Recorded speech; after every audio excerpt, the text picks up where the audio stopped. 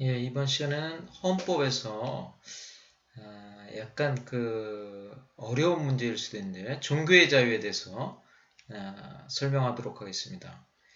이 종교의 자유는 여러 방면에서 이제 고찰할 수 있겠지만 우리가 이제 헌법이라는 틀에서는 이 국가와 종교가 아주 중요한 관계를 맺고 있다. 따라서 자유로운 국가는 종교에 대한 바람직한 후원자다. 이렇게 말하기도 합니다. 국가가 이 종교를 후원하는 또 종교의 자유를 보장하는 전제하에서 이 종교의 자유를 우리가 논할 수 있다. 이렇게 보고 있습니다. 그런데 이제 종교라는 게 이제 뭐 여러 가지가 있겠지만 과격한 종교들이 많이 등장했습니다. 종교의 다원화가 이루어지고 또 종교가 어떤 특정한 종교는 또 위험원으로도 우리한테 국가의 위험원으로도 작용하기도 합니다. 그래서 종교에 대한 위험 문제는 종교 자체의 문제이기도 하지만 제대로 된 종교의 부재다 이렇게 말하기도 합니다. 또 이제 문제는 뭐냐면 국가가 세속화되는 겁니다. 그러니까 국가가 종교로부터 완전히 독립하여 세속화되기 때문에 이것을 국가의 세속화라고 하는데 이 세속화가 또 헌법의 하나의 중요한 문제가 논점거리가 되고 있다 이렇게 볼 수 있습니다. 국가와 그러니까 종교와의 관계 그는 개인의 종교의 자유에 아주 밀접한 관련성을 갖고 있다 이렇게 보여지고 있습니다.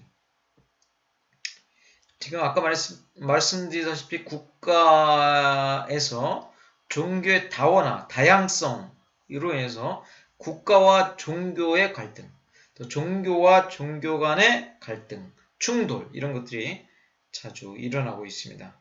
그래서 이제 그것과 관련해서 이제 우리 헌법에서 취하고 있는 것은 정교 분리라는 원리죠. 정치와 교회의 분리라는 원칙입니다. 지금 이따 설명드리겠지만 국가의 종교적 중립성이라는 말로도 표현하기도 합니다. 그러니까 이러한 그 국가와 종교의 관계에 관해서 하나 헌법이 채택하고 있는 정교 분리의 방식 이것이 지금 어떻게 해석되느냐 또 우리가 잘 살펴볼 필요가 있습니다.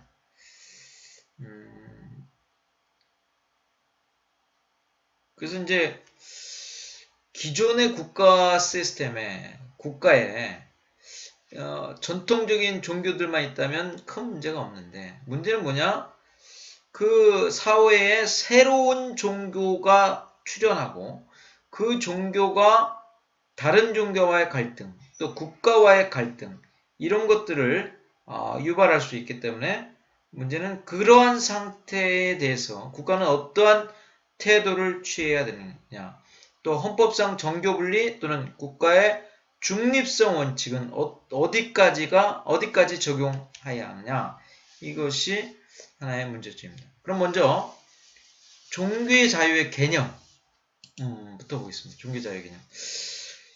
그러니까 법적으로 보면 헌법적으로 보면 이 종교의 자유의 개념 안에 들어와야지 종교라고 보는 거죠.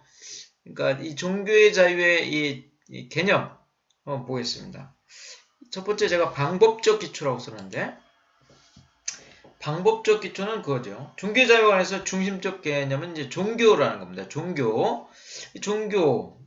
개념이 중요하죠. 종교의 개념을 어떻게 정의할 것인가에 대해서는 굉장한 논쟁과 논의와 학문적인 논의가 있었는데 그래서 그 종교에 대한 명확한 개념 정의가 없이는 법적으로 보호할 종교의 자유가 없어지는 거죠. 그래서 종교의 자유의 개념을 확정해야지 헌법상 종교가 보호될 수 있다는 거예요. 그래서 이제 종교의 개념과 관련해서 이거 형식적으로 내릴 것이냐, 아니면 내용적으로 그 종교를 개념 지을 것이냐, 이게 문제. 이게 이제 아주 논란이 되고 있습니다. 근데 만약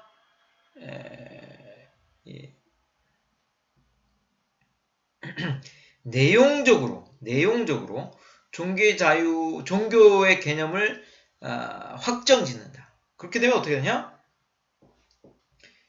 내용적으로 종교의 개념을 확정 짓게 되면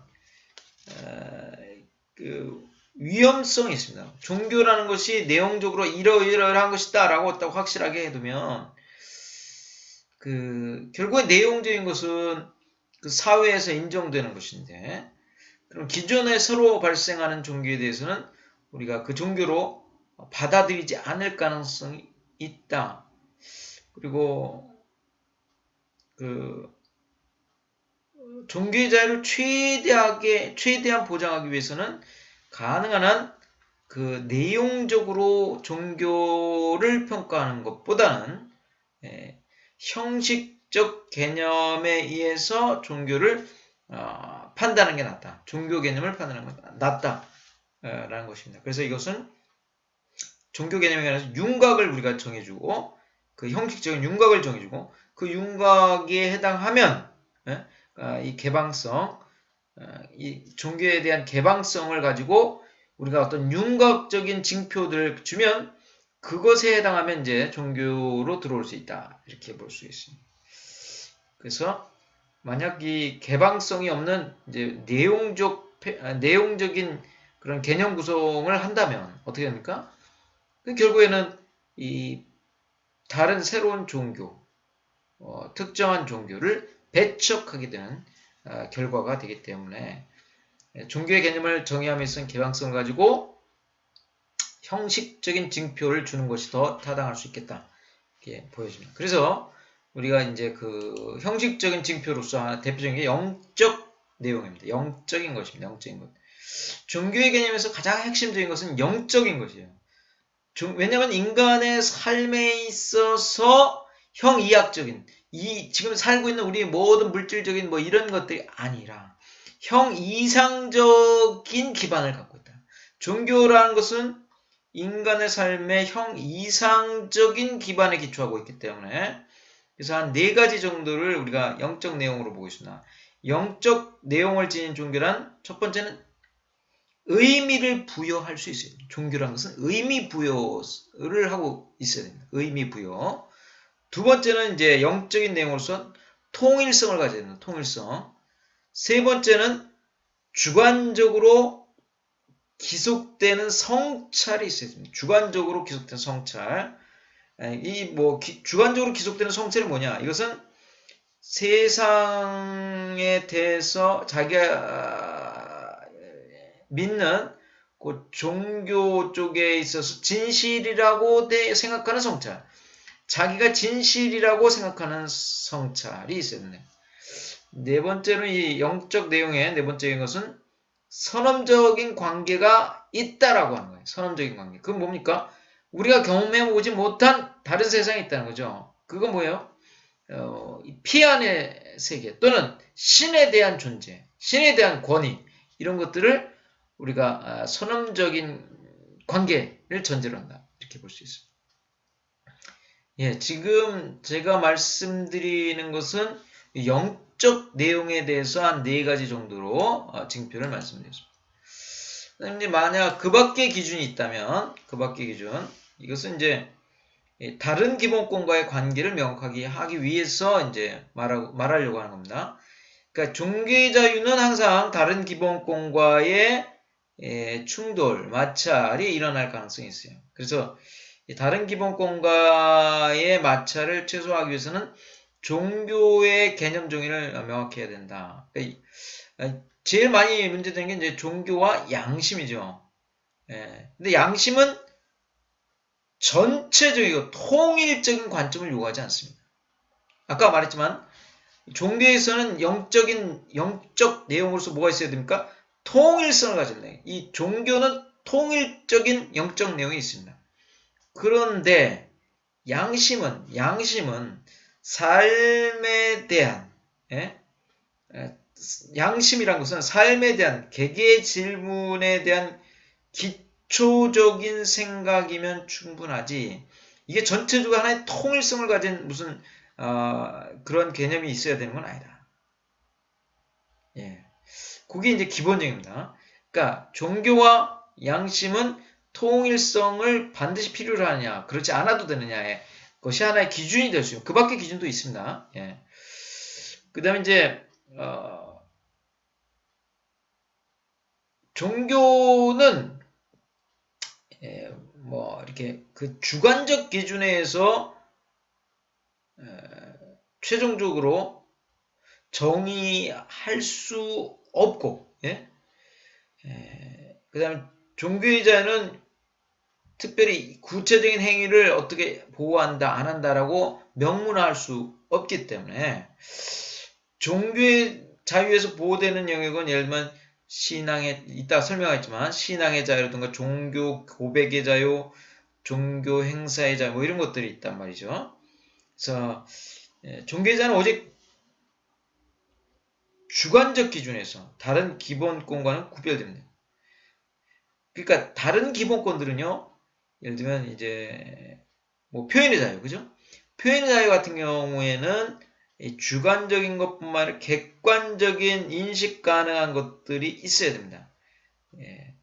그러니까 다른 기본권들은 항상 객관적으로 인식 가능한 무슨 행위나 표지가 있어요. 그렇지만 이 종교의 자유는 그렇지 않은 경우가 있다는 거죠. 왜냐하면 종교의 자유는 주관적인 기준에 의해서 결정나기 때문에. 종교의 자유는 주관적인 기준에 의해서 결정날 수 있기 때문에. 그래서 종교라는 것은 항상 이 주관적인 요소가 기준이기 때문에 이것이 변질되어 다른 기본권으로 변화할 가능성이 있습니다.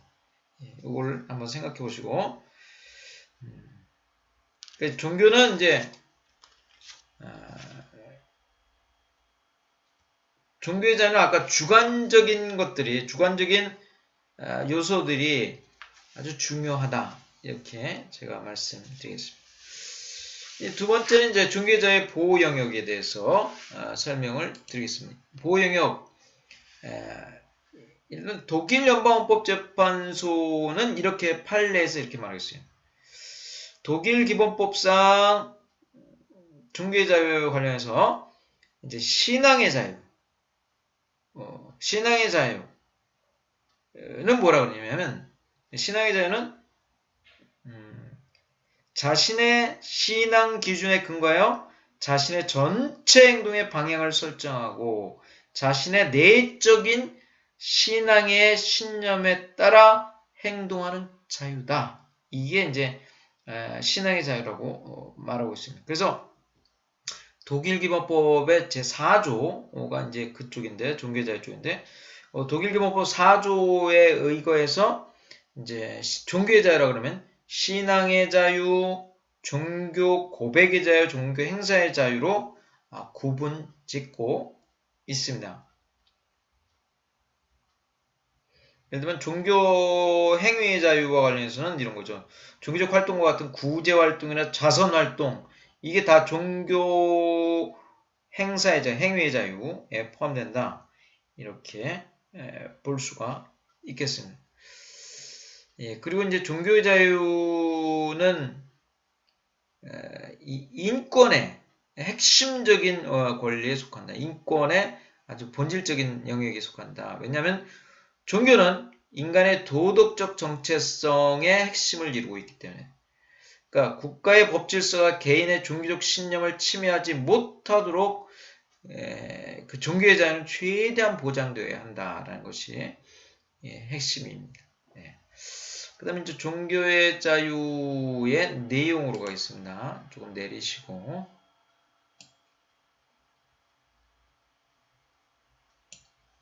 지금 아까 보호영에서 말씀드렸다시피 우리가 신앙의 자유 있습니다. 뭐 이렇게 종교적 고백의 자유, 종교적 행위의 자유 이렇게 했는데, 우리나라 헌법재판소 판례는 뭐라 그러냐? 이렇게 말해요. 종교의 자유는 그 구체적 내용에 관하여 일반적으로 신앙의 자유, 종교적 행위의 자유, 종교적 집회 결사의 자유라는 3요소로 구성되어 있다. 아까 독일 연방헌법재판소의 판례에서 독일은 신앙의 자유, 종교적 고백의 자유, 종교적 행위의 자유로 나누고 있는데 우리나라 헌법재판은 신앙의 자유, 종교적 행위의 자유, 종교적 집회 결사의 자유 이렇게 3요소로 구분하고 있습니다.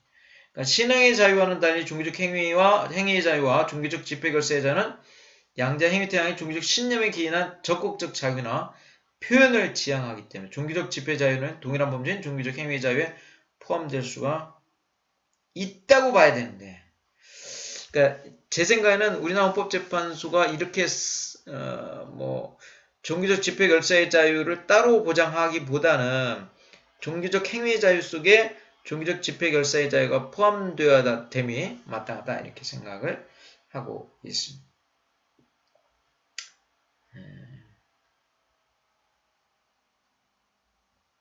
그러면 왜 이런 질문도 있었죠? 신앙의 자유, 고백의 자유 이거 똑같은 거 아니에요? 이렇게 물을 수가 있습니다.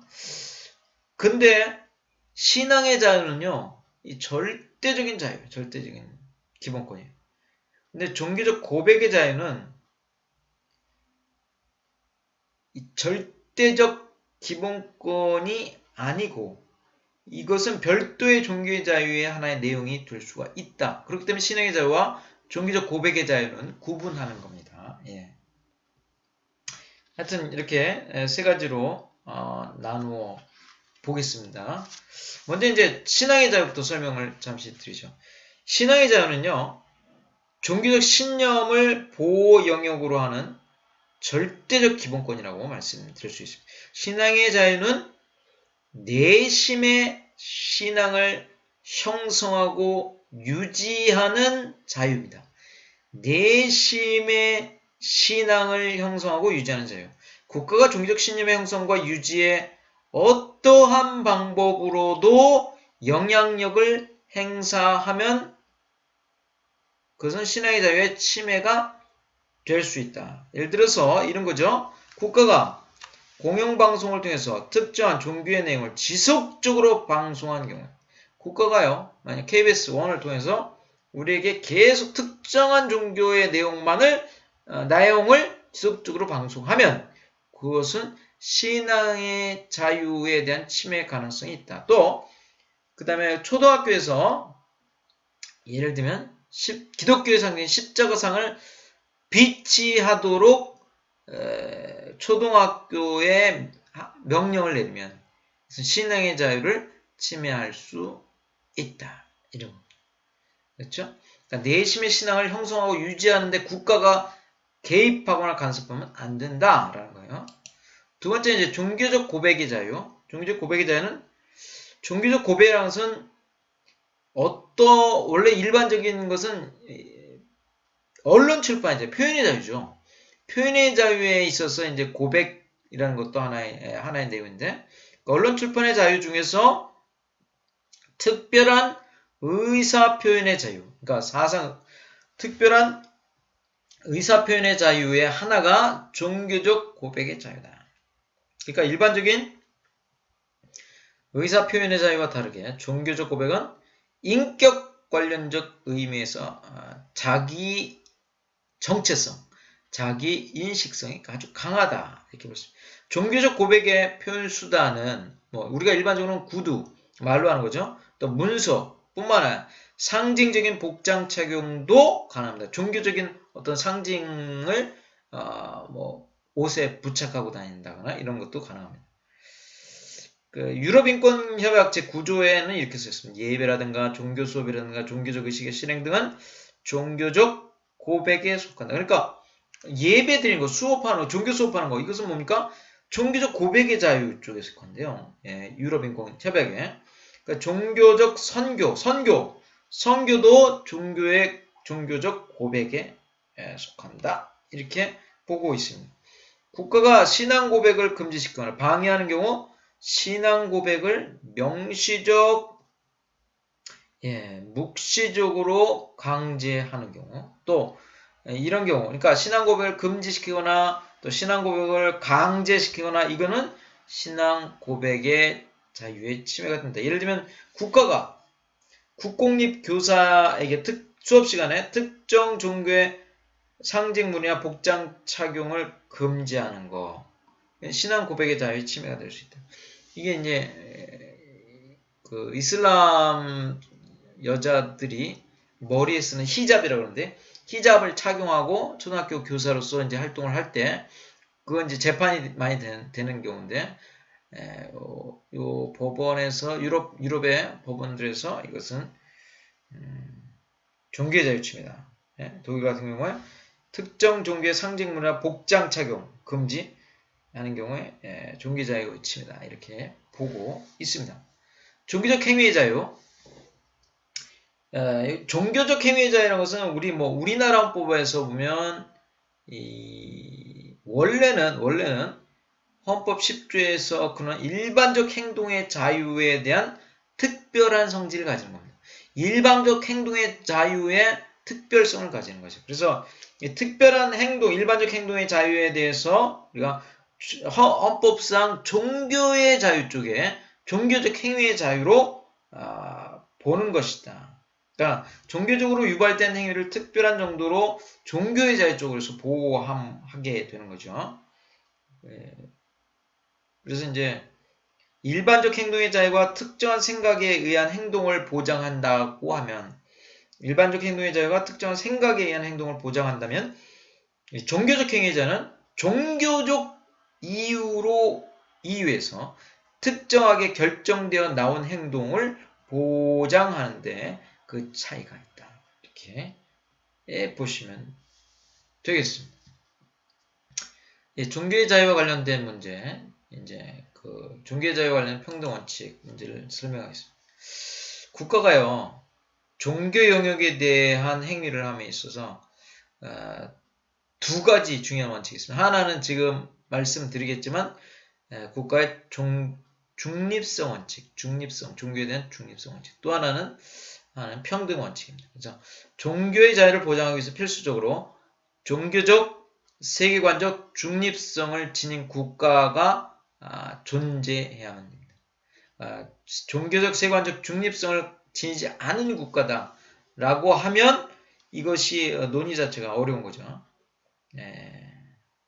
그러니까 우리가 이제 종교와 관련된 국가는 다른 종교에 대해서 관용을 베풀고 다른 종교에게 일정한 자유 여지를 줄 때 그러한 국가가 종교의 자유를 보장하는 거죠. 여기서 다른 종교, 국가가 여러 종교 다른 종교들을 다 관용한다는 것은 그러니까 그 말 자체의 사전적인 너그러움을 표시한다는 거죠. 이 관용은 종교적 의미에서 그냥 참는다, 수행한다 이런 것보다는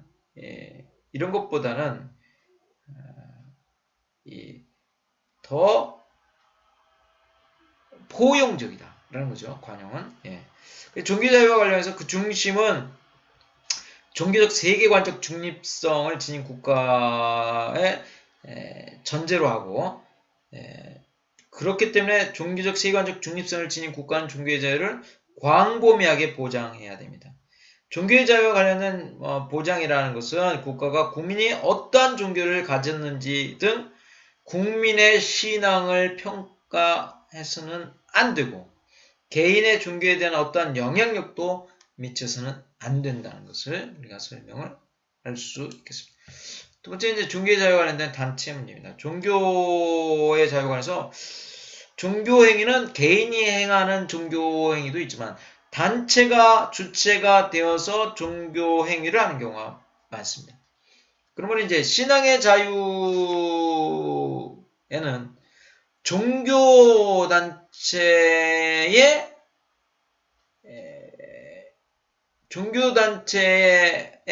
의한 이 신앙도 문제가 됩니다. 종교에 의한 평등 대우는 종교에 대한 국가의 평등 대우는 곧 종교단체에 대한 평등 대우로도 이어집니다.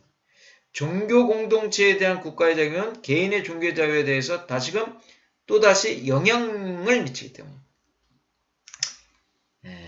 그래서 이제 종교단체 간의 평등 대응 관점에서 새롭게 생성된 종교단체에게 엄격한 요건을 요구해서는 안 된다.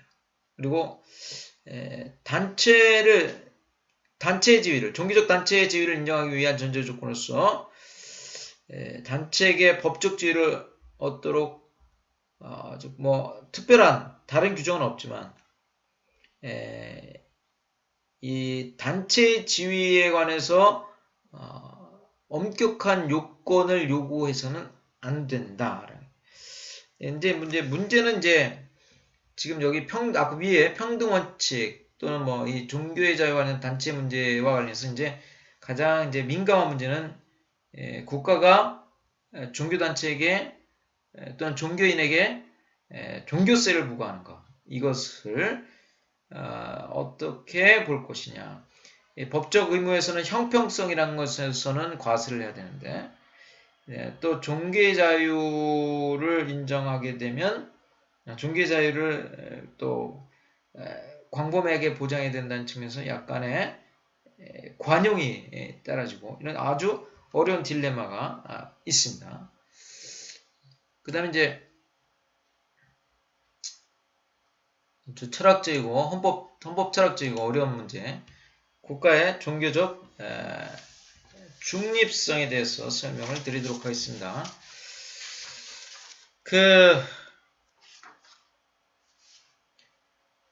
국가의 종교적 중립성과 관련해서는 국가가 종교에 대하여 어느 정도의 중립성, 전혀 종교에 대해서 아무런 뭐 어떤 종교에 대해서도 아무런 행동을 안 하고 소극적이 있으냐, 아니면 적극적으로 공평하게 개입해야 되냐, 뭐 이런 여러 가지 문제점이 여러 가지 문제가 논의될 수가 있습니다. 그래서 이제 그 폐쇄적 중립성 이론, 개방적 중립성 이론, 입법자 권한설, 그 다음에 판례들, 독일이나 유럽 재판소, 그 다음에 소결 이렇게 설명하도록 하겠습니다.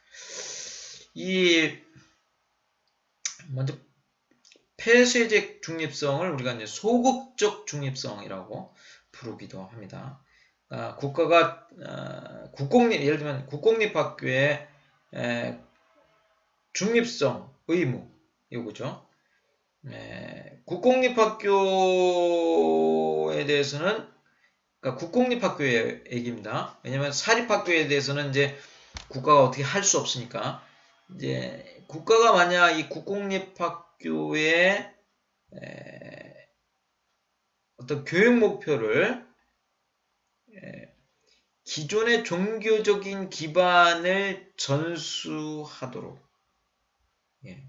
그러니까 예를 들면 지금 유럽 같은 경우에 뭐 독일이나 프랑스 같은 경우에는 뭐 가톨릭이나 기독교가 원래 예전부터 전통적인 종교였죠. 최근에 많이 이슬람이 엄청 많이 들어왔는데, 근데 이러한 경우에 이 기독교나 가톨릭의 윤리적 또는 종교적 이러한 교육들을 계속 전수하게 해야 한다. 이게 이제 폐쇄적 중립성입니다. 이것은 왜냐? 우리의 정치적 근본 결정, 인격적 생활태도, 사회적 도덕적 교육, 이런 사회적 미덕, 이런 것들은 이 종교적인 기반에 의해서 계속 전수되어 왔다는 거예요. 그러니까 오래전부터 국가가 종교적 세계관적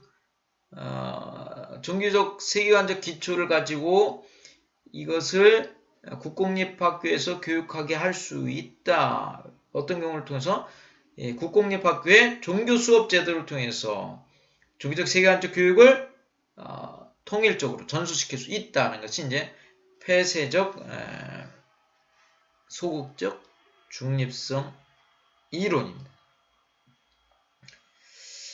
그러니까 이 폐쇄적 소극적 중립성에서는 종교단체의 지위라든가 종교 수업이나 종교단체의 학교 설립 뭐 이런 것들에 대해서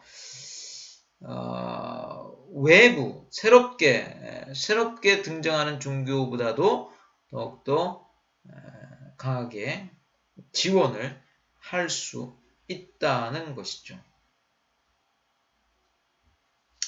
예, 그런 게 이제 폐쇄적 중립성 이론이고, 두 번째 이제 개방적 중립성 이론에서 보겠습니다.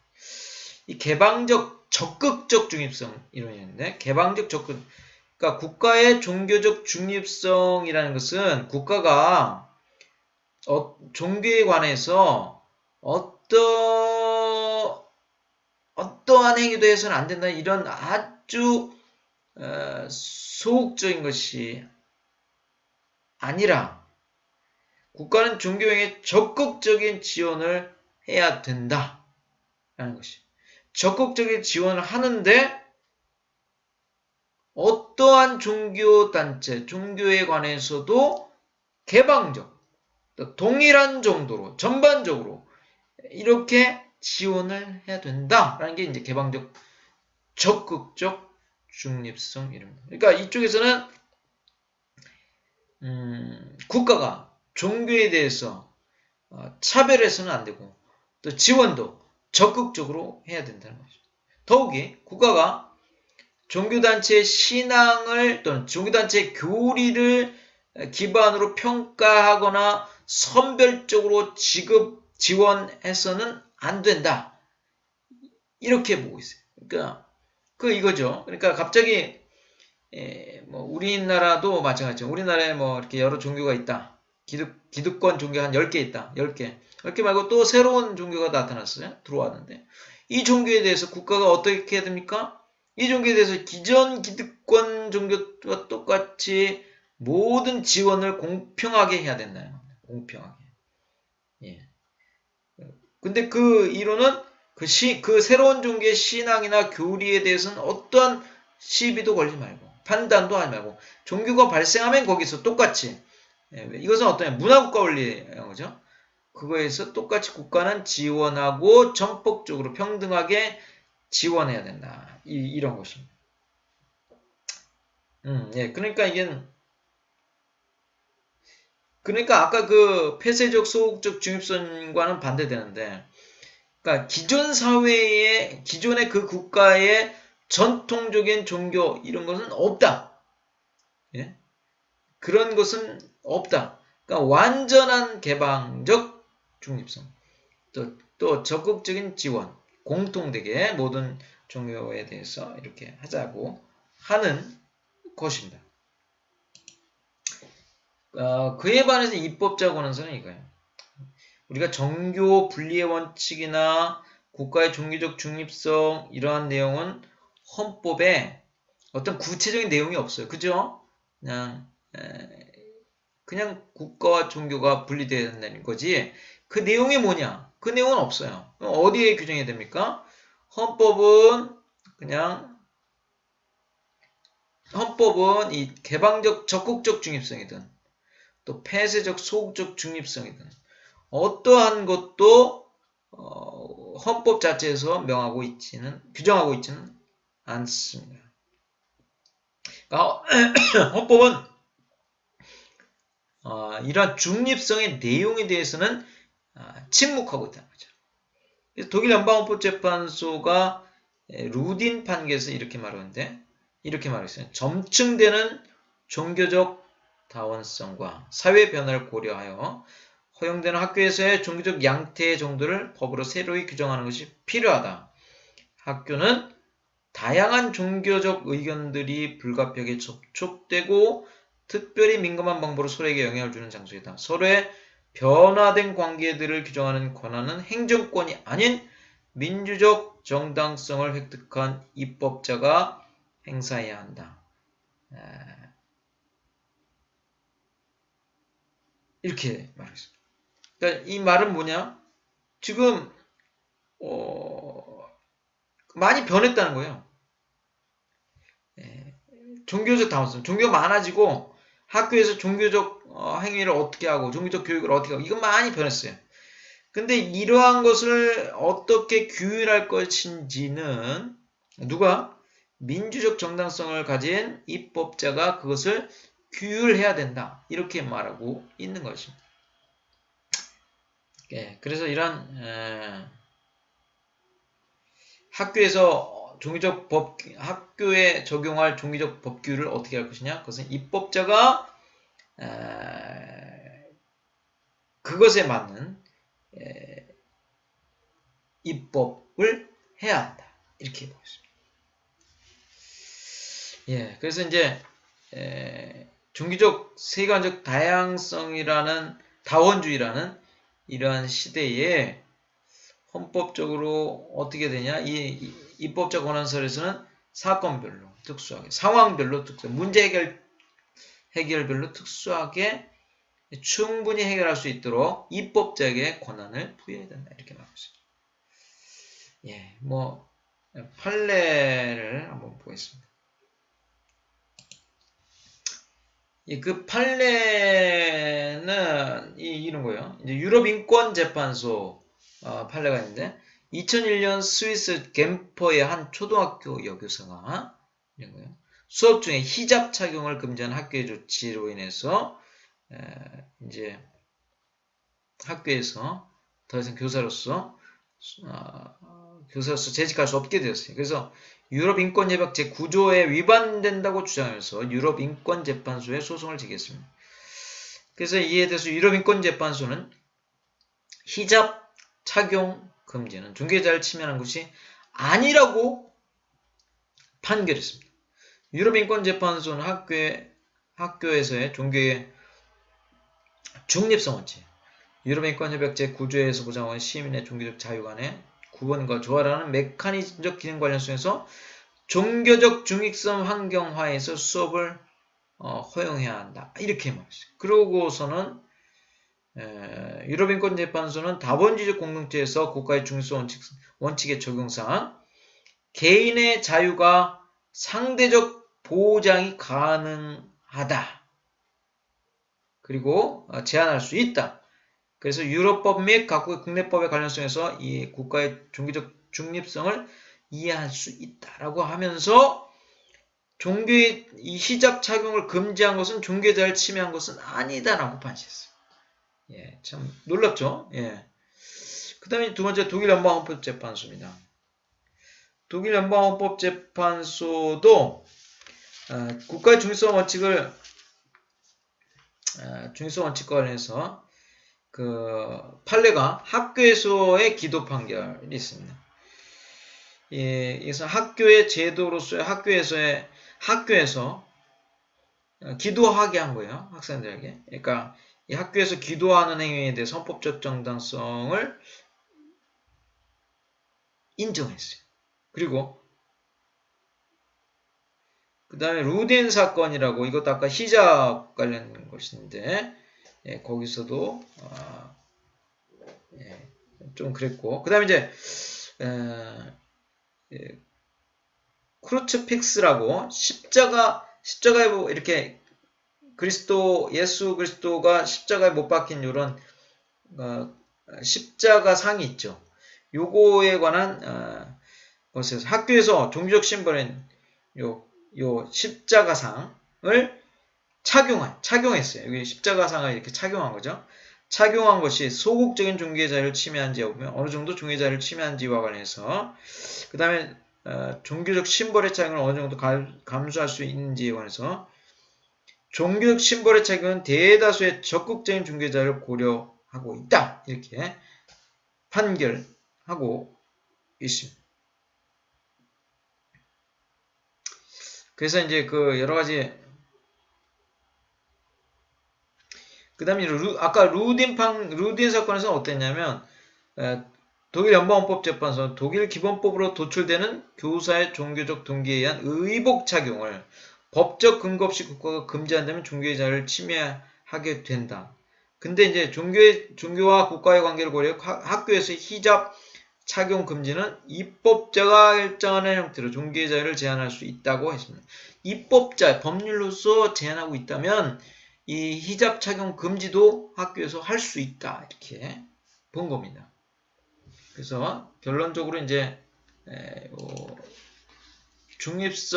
국가의 종교적 중립성이 뭐냐? 이거에 관해서 많은 논의가 있는데 이겁니다. 이제 종교적 내용을 국가가 스스로 동일화하는 것을 금지한다. 이게 이제 동일화 금지인데요. 그러니까 누가 국가가 종교적 내용을 국가인 것처럼 동일화해서는 안 된다. 이게 이제 동일화 금지의 내용입니다. 그러니까 점점 국가가 또 국가가 마치 종교적 내용이 자기의 국가의 행위인 양 이렇게 동일화하는 것은 국가의 종교적 중립성을 위반하는 것이다. 이렇게 말을 하고 있습니다. 그러니까 그러면 어떤 것이 국가의 종교적 동일화 금지에 해당하냐? 특별한 내용이 국가의 책임으로 귀속될 수 있어야 된다. 그러니까 그러한 종교 행위에 대해서 국가의 의사표현이 존재한다거나 또 그런 특정한 효과가 발휘된다는 거거나 이런 경우에 이것은 동일화라고 볼 수 있기 때문에 이러한 특정한 국가의 의사표현이나 그 행위에 대한 외부적 효과가 발생한다. 이러면 이 동일화 금지에 위반될 수 있다. 이렇게 말하고 있는 것입니다. 예를 들면 이 동일화 금지로서의 이명 여부인데 공무원 특정한 종교에 대한 신앙 고백 어떤 사람이 교사 임용자가 특정한 종교에 대한 신앙 고백을 했다는 이유만으로 임용 거절을 하는 것은 동일화 금지에 위반된다. 이런 것이고 이것도 마찬가지로 히잡 착용 교사 학교에서 히잡을 착용하고 수업을 했다는 이유로 만약 그 교사를 채용하지 않는다면 이것은 동일화 금지에 위반될 가능성이 상당히 높다라고 볼 수가 있겠습니다. 하여튼 지금 종교적 소수자 또 종교적 다원화로 인해서 기존의 종교와 또는 국가가 여러 가지로 이것을 어떻게 처리할 것이냐 종교적 중립성 원칙을 가지고 어떻게 이 문제들을 해결할 것이냐 상당히 논란이 되고 어려운 문제들이 있습니다. 이것은 그러니까 하여튼 국가가 종교적 내용을 스스로 자기 것인 양 동일화한다. 이런 것은 안 된다라고 볼 수가 있겠습니다. 여기까지 종교의 자유에 대해서 설명을 했습니다. 굉장히 어려운 부분인데 이해하셨는지 모르겠습니다. 시청해 주셔서 감사합니다.